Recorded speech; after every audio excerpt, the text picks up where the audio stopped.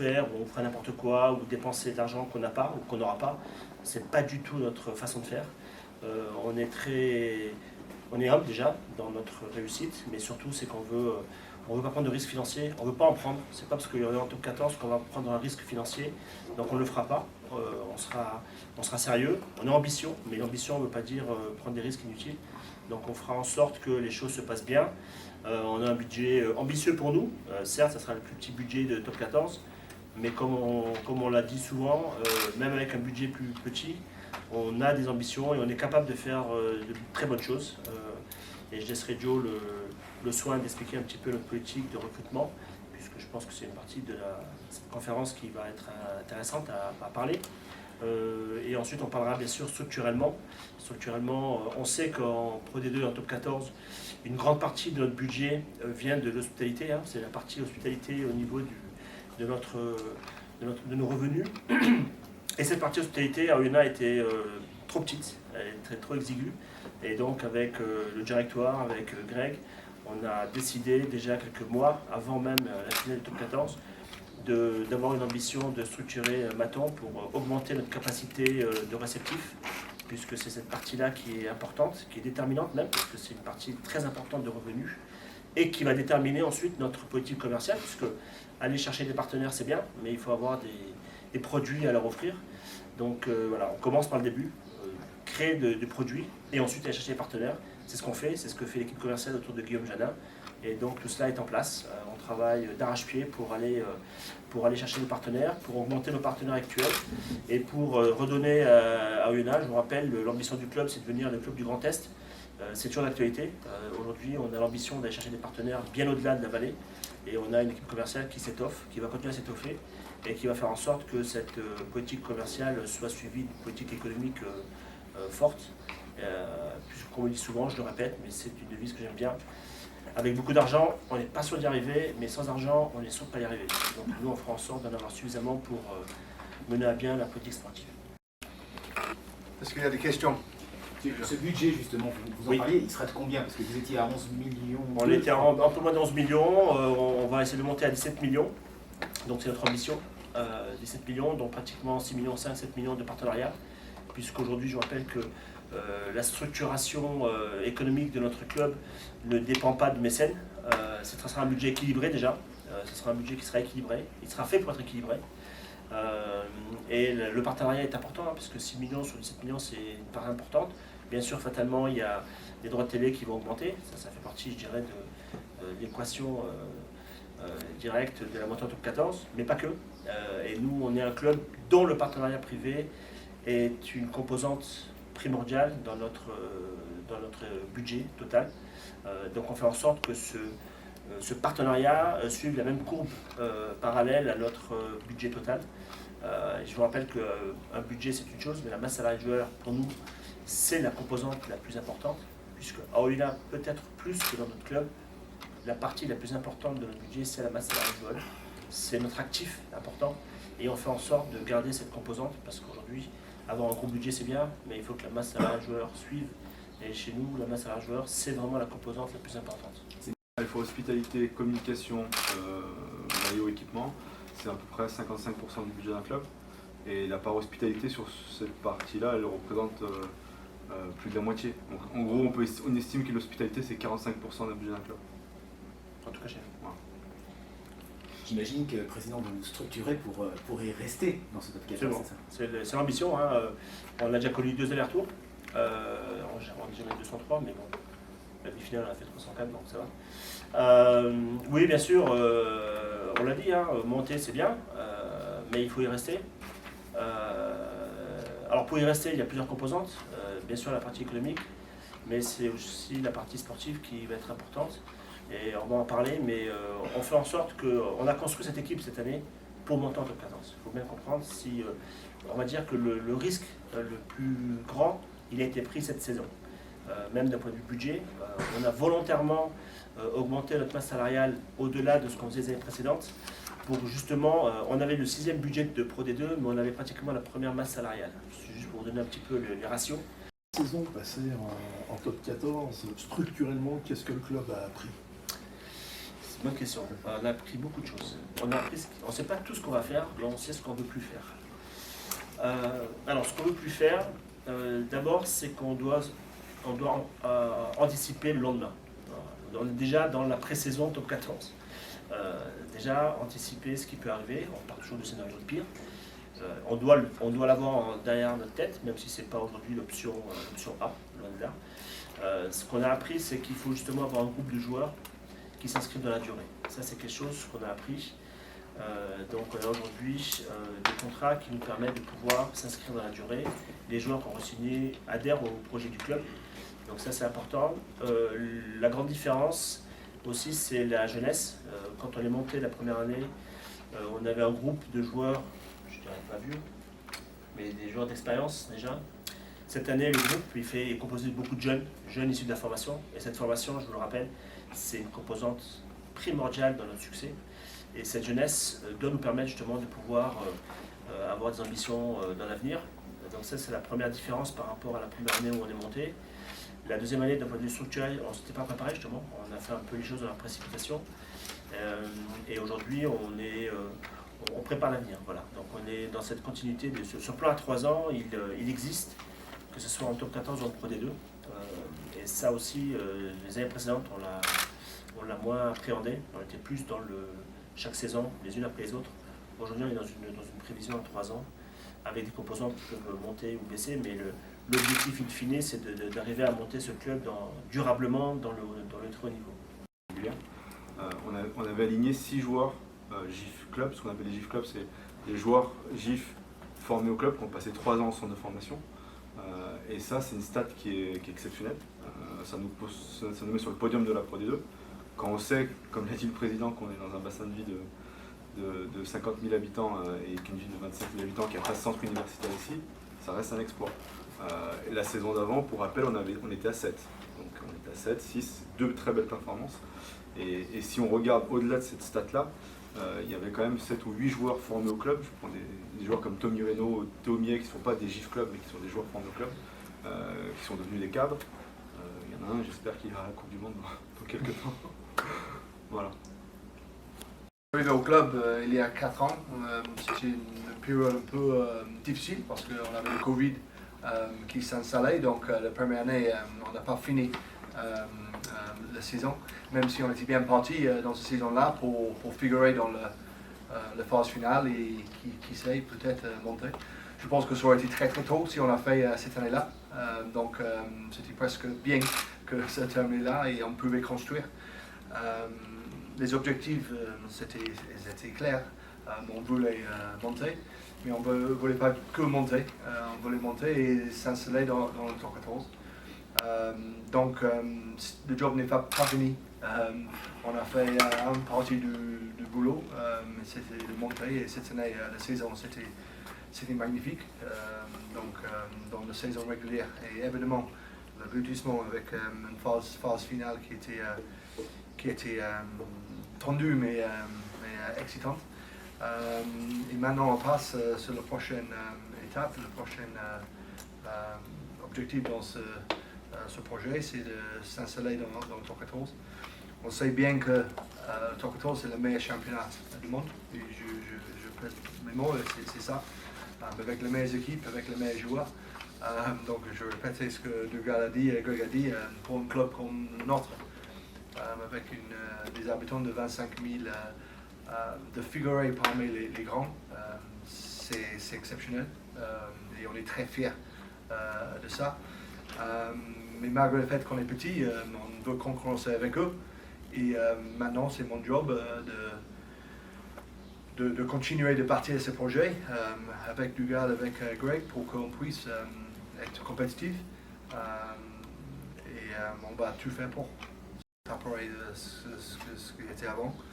Aussi, maintenant, on a une équipe de France qui est très très forte. Donc, les joueurs qui jouent pour l'équipe de France, ils font partie de la meilleure équipe du monde. On espère qu'on va avoir ça bientôt pendant le Coupe du Monde. Et évidemment, les grands clubs sont devenus encore plus grands, et les métropoles, etc. Donc c'est une challenge qui est très très excitante. un défi relevé, mais un défi qu'on attendait, parce qu'on voulait être là. Donc maintenant on y est, et il faut tout donner. Ce qu'on peut maîtriser, mais on donne tout, ça nous donne une chance. Et c'est ça ce qu'on va essayer de faire. À Toulouse, Charlie disait l'année dernière, on a réussi à rivaliser avec Bayonne. On a vu cette année où ils ont terminé, on aimerait peut-être bien être le Bayonne de cette année-là. Tu partages chaque saison a son histoire déjà, donc ce que Bayonne a fait cette saison, c'est magnifique, vraiment pour un club qui monte de faire une saison pareille, c'est top. Et évidemment, ça donne espoir à tout le monde, surtout après les années précédentes avec les agents, etc., où on a vu que c'était compliqué pour le petit poussé, si vous voulez. Oui, mais la semaine avant, on a perdu contre Bayonne dans un match magnifique, on va dire. Pendant 60 minutes, on a rebuté, mais on n'avait pas assez dans le dernier 20 minutes. Et c'est pour ça que cette année, on a bâti le projet par rapport à ça, comment on peut performer à la fin. Et évidemment, au final, on a marqué à la dernière minute, donc c'était plutôt une réussite.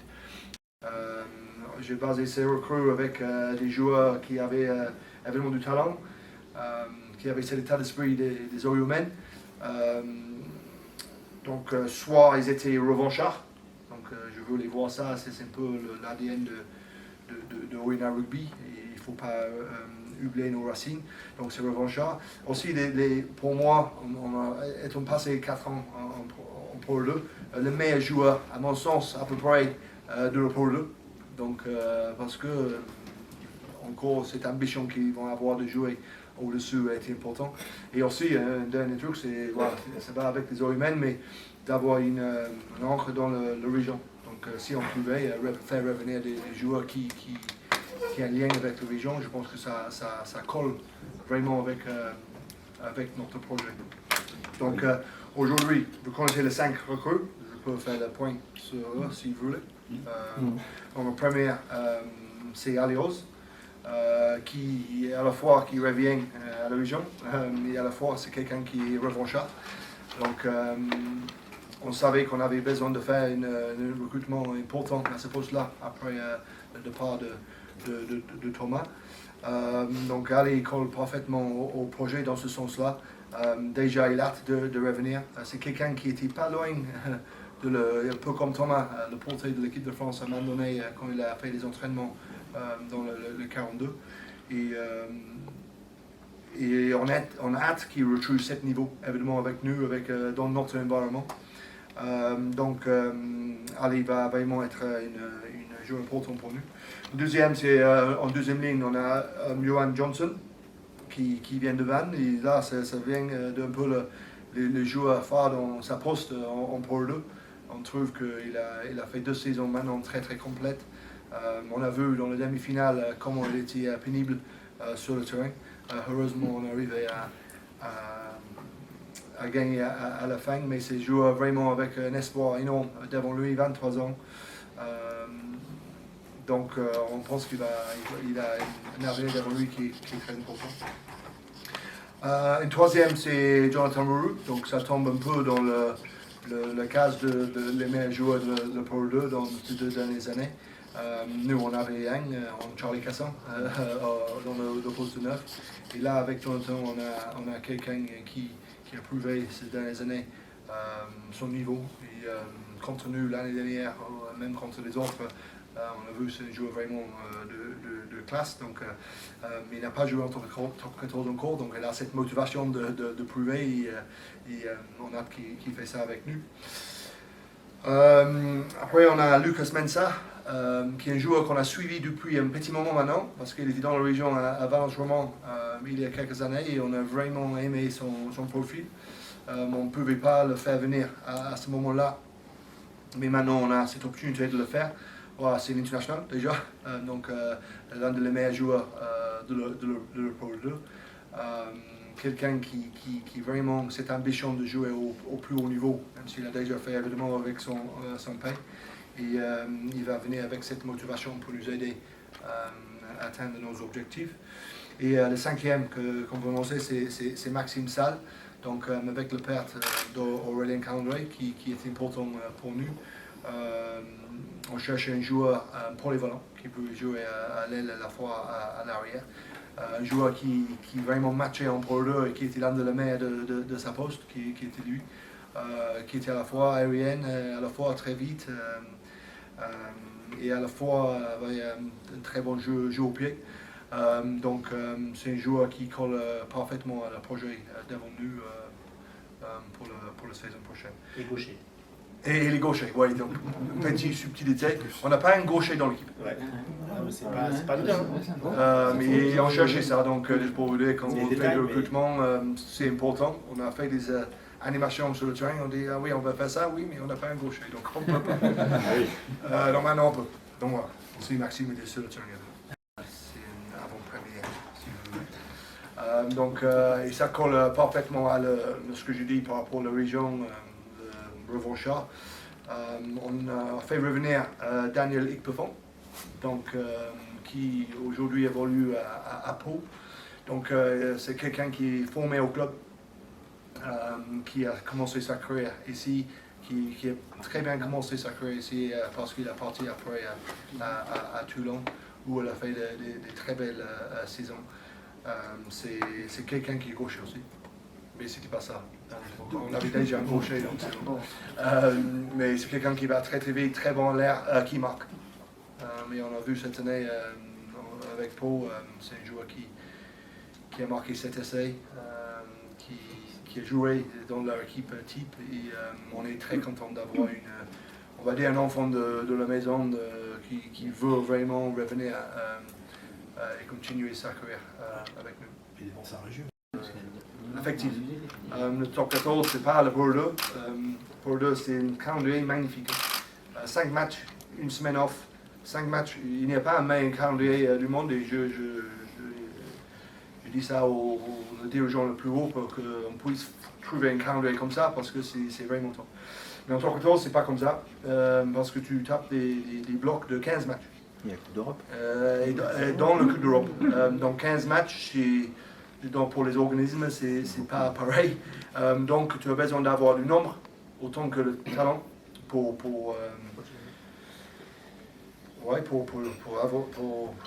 jouer, pour faire face à ces exigences, tout simplement. C'est donc le budget là, justement qui vous est alloué. Il vous suffit là pour l'instant? Oui. Donc encore aujourd'hui, on parle de ces 4 joueurs, oui, il y a quelques postes qu'on va étoffer. Mais ça, tu es le plus important pour moi. Mais je veux passer ce message, je pense que c'est important. On a créé une équipe pendant 4 ans. On a gardé cette équipe ensemble pendant 4 ans. Et maintenant, c'est cette ossature de cette équipe qui va nous aider à atteindre nos objectifs pour la suite. Le joueur qui arrive, il va ajouter de l'énergie, il va ajouter le savoir-faire pour donner un supplément d'âme par rapport à ce qu'on a déjà. Mais c'est cette groupe déjà qui est le star, si tu veux. C'est pas des individus qui sont le star, c'est cette équipe. Mais cette notion de cohésion qui est très importante pour nous. Et il faut, comme Doug a dit, jouer à fond sur ça si on veut rivaliser avec les plus grands. Johan et Maurice a été prêté à Nevers. Et donc on a trouvé un accord avec le club de Nevers. Il reste à Nevers, donc il va continuer sur Nevers. Voilà. Alors, cette saison, il y aura une composante un peu nouvelle et bizarre. Vous allez jouer 3 matchs, arrêter 1 mois et demi, reprendre. Sur les 3 premiers matchs, les internationaux ne seront pas là. Sur les 2 ou 3 suivants, ils seront en vacances, ils ne seront pas là. Ça peut changer quelque chose pour Oyo, ça? Moi, je sais, tu veux me dire, ça c'est un avantage pour nous. Est-ce que ça Je n'ai jamais fait ça. Donc je pense que c'est un avantage de faire 3 matchs ou de faire une intersaison de 7 semaines. 3 matchs, puis une deuxième intersaison de 7 semaines, mais puis basculer dans une bloc de 15 matchs. Mais est-ce que c'est un positif? Je n'ai jamais fait, donc je ne peux pas vous dire si c'est positif pour nous ou pas. Je sais que pendant le Coupe du Monde, il y a certaines équipes qui vont manquer de monde. Ça, c'est évidemment. Nous, on va manquer 2 joueurs, je pense, avec Steve Murphy et Pedro Betancourt qui va jouer pour le pays. On va être très fiers de le regarder dans les stades en France. Donc ça va être une préparation différente. Comment on gère cette préparation, ça va être très très important. Donc il faut qu'on soit très très bon dans cette préparation, planification, si vous voulez. Donc on a déjà planifié deux matchs amicaux dans la première intersaison, si vous voulez. Le premier match, c'est contre Aix-en-Provence. Et on va le faire à Saint-Claude. Le 4 août, merci. Donc le 4 août. Et le deuxième match, c'est programmé pour jouer contre Clément à Essois, dans le tournoi à Essois. Et ça, c'est le 11 août. Challenge Auvergne-Rhône-Alpes. Voilà, donc nous avons un club qui va être en top 14. Avec l'évolution que j'ai vue depuis moi je suis arrivé il y a 10 ans, mais même je sais avant ça, il y avait beaucoup d'évolution avant. Un club qui est très innovatif, qui veut continuer de pousser le frontière si tu veux. Et là j'aimerais passer sur la campagne d'abonnement qui arrive bientôt. Et on a créé une ambiance énorme dans la demi-finale. Et on espère d'avoir ça chaque semaine en top 14 avec cette nouvelle tribune, si tu veux, derrière. Donc ça se passe ici à Matong et on veut que tout le monde vienne pour un événement, pas que le rugby. Oui, il y aura des matchs de haut niveau, mais on va essayer de créer vraiment un événement autour des matchs qui maintenant va être samedi, qui change beaucoup. Par rapport au Pro 2. Donc, petite vidéo à regarder, je pense. Ça peut être ce que tu disais, effectivement.